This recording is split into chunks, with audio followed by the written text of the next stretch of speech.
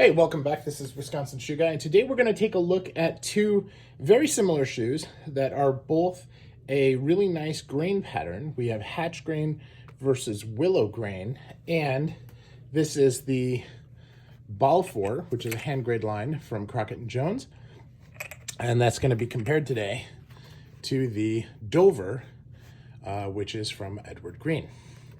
Now, as we look at these, you can see that the proportions of the two shoes are pretty similar. So as you look at it, the proportion of the facing is pretty similar. The Dover has a slightly shorter apron. The heel caps are pretty close in length to each other. You can see the grain pattern is also very similar. You can see they both have squared waist. Now, the waist on the Dover is actually a half sole, meaning that it's thinner here and it gets thicker toward the top, where the Balfour is consistent, double sole the whole way. Heel stack, pretty darn similar. The overall look and feel, pretty darn similar. Now, what's interesting is that under sunlight, this has a kind of a little bit of a transparent, deep brown patina, which you don't see really well in the artificial lights here, which kind of stage lights, right? So it's got a little bit of a look to it. But what's also interesting is that this one, which is saddle hatch, has a red tone to it, which you can kind of see as I move it around in the lights.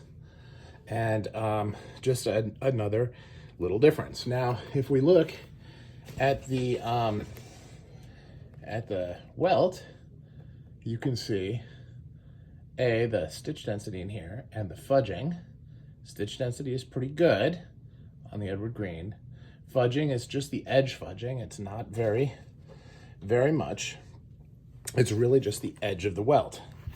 Now, on the Crockett and Jones, what you'll see here, stitch density is good, not as good, and actually not as deep into the welt. It's kind of along the edge of the welt here for this, but it is good.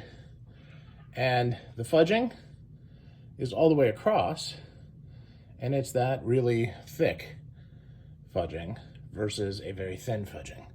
So kind of a difference there, very minor difference. Now, if we look at the aprons themselves, you can see that the apron on the Edward Green is got that kind of a flat double rail apron, and the Crockett and Jones here is a little bit less flat. It has a little bit of flat, but not to the same degree.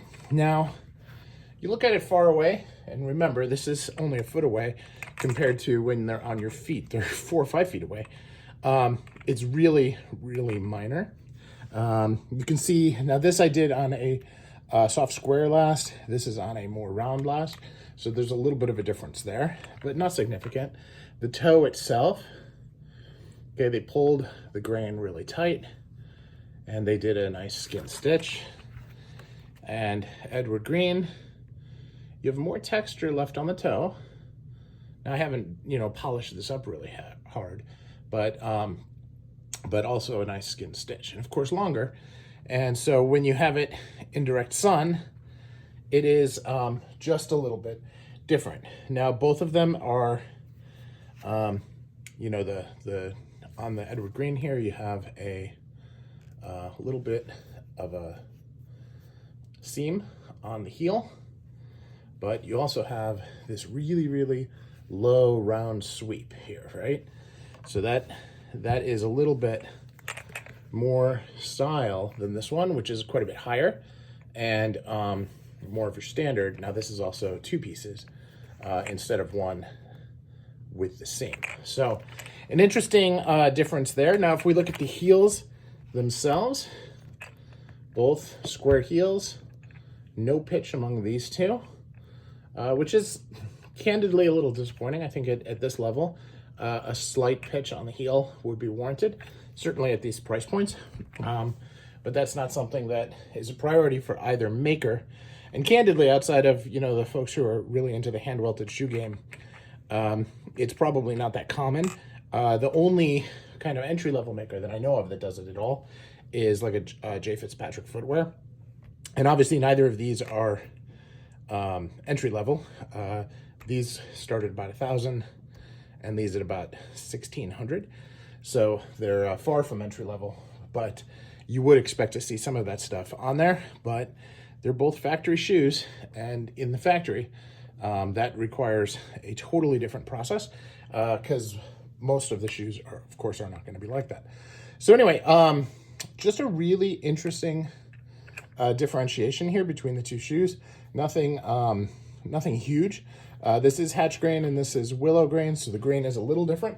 And mostly the difference that you see is in the last shape, which is incredibly similar. So this is Wisconsin Shoe Guy. That's your first look at the Dover versus Balfour. Let me know what you think in the comments below.